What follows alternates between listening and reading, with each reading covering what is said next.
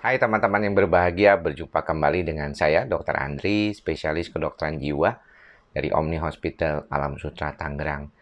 Tadi pagi saya diminta oleh teman-teman dokter untuk berbicara mengenai masalah psikosomatik dan kasus yang berkaitan dengan masalah psikosomatik yang tadi dibicarakan bersama teman-teman dokter lewat salah satu aplikasi, yaitu dengan bagaimana kita menangani masalah psikosomatik di saat pandemi saat ini. Kita memahami bahwa ternyata kalau di dalam praktek tidak hanya seorang pasien saja yang bisa mengalami masalah psikosomatik, tapi juga dokter pun bisa mengalami gejala psikosomatik. Ada situasi di mana ketika dokter saat ini juga mengalami kecemasan yang cukup lumayan karena prakteknya sudah berbeda dengan waktu dia sebelum mungkin masa pandemi COVID ya. Kalau kita lihat kan banyak banget dokter yang sudah tutup prakteknya juga ataupun mengurangi jumlah prakteknya. Ya, saya sendiri juga mengurangi jumlah pasien saya dan mengurangi jumlah praktek atau jam praktek saya supaya lebih tidak mengakumulasi jumlah virus yang ada di dalam rumah sakit ataupun ruang praktek sendiri. Dan tentunya ini untuk keamanan teman-teman semua. Tapi yang menarik kadang-kadang ketika saya bicara dengan sesama sejawat juga dikatakan mungkin kita ini tidak bisa kena COVID juga gitu akhirnya, dalam artian mungkin karena perlindungan proteksi yang bagus, daya tahan tubuh yang baik, kita tidak sampai mengalami COVID yang parah yang 20% yang dialami oleh pasien-pasien yang sampai dirawat di rumah sakit rujukan COVID. Tetapi kita mungkin akan mengalami banyak masalah kejiwaan setelah pasca COVID ataupun tidak lama lagi. Hal ini dikarenakan banyaknya problem-problem kehidupan yang tidak kita sadari itu membebani kita. Dan seperti yang pernah saya katakan, sebenarnya problem yang berkaitan dengan masalah di otak kita itu setiap ada problem yang bisa membuat kita tidak nyaman, ada rasa stres, ada perasaan tidak enak, perasaan tertekan, maka otak kita akan berupaya mengatasinya. Namun kalau kelebihan dia akan exhausted atau kelelahan dan bergejala kecemasan.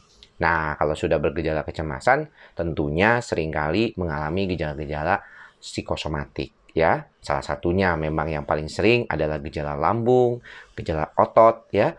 Kemudian juga seringkali terkait dengan kelelahan dan kesulitan tidur. Jadi kalau misalnya pasien-pasien yang saya temukan dalam 2 bulan terakhir ini sejak COVID mulai dominan dibicarakan terus-menerus di media, memang banyak. Pertama, berbeda dengan waktu dulu sebelum saya di dalam praktek saya sebelumnya. Mungkin kalau dulu kan lebih banyak masalah kasusnya awalnya dengan gangguan lambung. Kalau sekarang dia insomnia dulu, jadi gangguan insomnia, nggak bisa tidur, kemudian baru gangguan lambung, nah baru yang ketiga biasanya otot. Yang kemarin juga banyak kasus-kasus insomnia yang sudah pernah saya bicarakan juga teman-teman. Jadi siapapun bisa mengalami psikosomatik, penyebabnya kita tahu sebenarnya tadi juga saya tekankan kembali buat para dokter yang seringkali bertemu dengan pasien-pasien yang mengalami psikosomatik di dalam prakteknya sehari-hari, saya tekankan bahwa psikosomatik memang ada 2 karakter, yaitu psikologis, dan soma atau badan. Jadi gejala psikosomatik itu 2, ya, badan dan psikologisnya. Nah, ada salah satu sejawat bertanya, dokter bertanya, bagaimana membedakan bahwa ini adalah situasi yang berkaitan dengan psikosomatik dan ini bukan psikosomatik?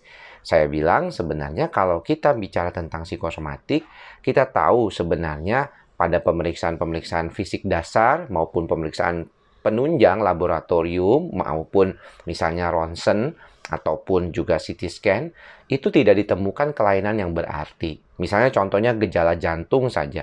Pasien sudah berobat dengan dokter jantung dan dinyatakan semuanya bagus. Dan ini yang menyebabkan kadang-kadang pasien menjadi ragu, mengapa semuanya bagus tapi gejalanya saya tidak nyaman. Ya, dan itu yang biasanya kita harus sering tekankan kepada pasien bagaimana memproses pikiran dan perasaan itu untuk menjadi lebih baik lagi ke depannya. Tentunya dengan menerima kenyataan bahwa memang dia tidak masalah. Jadi dia harus berproses di dalam konteks itu. Sehingga dokter pun juga harus yakin bahwa pemeriksaan ini sudah cukup, jadi tidak perlu ditambah dengan pemeriksaan yang lain, dan ini bisa membantu supaya pasiennya sendiri yakin. Karena kalau saya lihat di beberapa kali saya melakukan training atau melakukan seminar psikosomatik untuk para dokter, kebanyakan dokter sendiri ragu apakah betul ini psikosomatik atau memang ada keluhan yang berkaitan dengan misalnya saat ini lagi tren autoimun misalnya. Ya contoh kalau keluhan pegel-pegel tadi, autoimun itu banyak juga, Sjögren syndrome, fibromialgia juga. Kemarin juga ada pasien yang menyatakan dirinya mengalami autoimun, ya, masalah autoimun. Jadi tentunya saya lihat di dalam prakteknya gejala psikosomatik itu sendiri ada beberapa kasus yang cukup berat dan itu biasanya kami yang tangani dari dokter jiwa. Sebenarnya dia memang ada masalahnya. Jadi sudah ada masalah kejiwaannya, tapi juga masalah fisiknya tuh dominan. Jadi double gitu dia punya masalah gitu. Kalau kita bilang di kedokteran namanya comorbid. Jadi dia udah ada gejala fisik yang berat memang misalnya, dan dia ditambah dengan gejala kecemasannya yang merupakan suatu kondisi kejiwaan. Jadi ini bukannya berarti kalau misalnya pasien-pasien gangguan jantung gitu ya, sudah jantung aja diurusin, dia nggak peduli, dia nggak bisa tidur kayak atau dia cemas, ya nggak juga. Kita harus komprehensif atau menyeluruh mengatasi masalah-masalah yang berkaitan dengan kondisi seperti ini. Jadi siapapun bisa mengalami psikosomatik, kita mesti memahami bagaimana membedakan ini gejala psikosomatik atau bukan psikosomatik. Di dalam beberapa video saya sebelumnya saya sudah pernah jelaskan bagaimana membedakannya dan bagaimana kondisi yang harus dilakukan oleh si pasien tersebut ketika dia mengalami gejala psikosomatiknya. Jadi keyakinan dokter, pasien, kerjasama di antara mereka juga perlu. Salah satunya adalah coba untuk mengurangi googling ya gejala dari gejala psikosomatik itu sendiri. Seringkali kalau saya lihat, kalau pasiennya itu nggak stop googling atau nggak stop dia mencari-cari sebabnya kenapa begini begitu, itu akan membuat dia pusing sendiri. Karena tentunya bukan seorang dokter membaca begitu banyak informasi, jurnal, dan segala macamnya membuat orang itu sendiri mengalami kesulitan dalam meyakinkan dirinya bahwa dia tidak mengalami masalah. Sehingga nantinya kunjungan lagi, ke dokter lagi, kemana-mana lagi semuanya. Nah, penyembuhannya sendirinya pun dimulai dari kemampuan bagaimana menyeimbangkan sistem saraf pusat itu. Dokter membantu dengan gejala-gejala psikosomatiknya dikurangin atau bahkan dihilangkan, dan juga mengobati gejala dasarnya yaitu gangguan cemas maupun depresi yang seringkali dialami. Jadi tidak perlu khawatir kalau Anda mengalami masalah psikosomatik, sudah dikonfirmasi oleh dokternya, dikatakan memang ini kelihatannya Anda mengalami gangguan psikosomatik, tidak usah khawatir dan takut juga untuk datang ke dokter jiwa jika mengalami hal tersebut, karena dokter jiwa akan bisa membantu Anda untuk mengatasi masalah-masalah yang berkaitan dengan gangguan psikosomatik. Demikian apa yang bisa saya sampaikan kembali berkaitan dengan psikosomatik. Mudah-mudahan bermanfaat buat teman-teman semua. Dan saya juga tadi berharap ya teman-teman sejawat dokter yang mendapatkan penyegaran kembali tentang masalah psikosomatik bisa memberikan terapi yang baik buat teman-teman pasien ya nantinya. Dan juga kalau perlu merujuk ke dokter jiwa jika diperlukan penanganan lebih lanjut. Terima kasih atas perhatian teman-teman semua. Sampai bertemu lagi di video saya selanjutnya. Salam sehat jiwa. Bye-bye.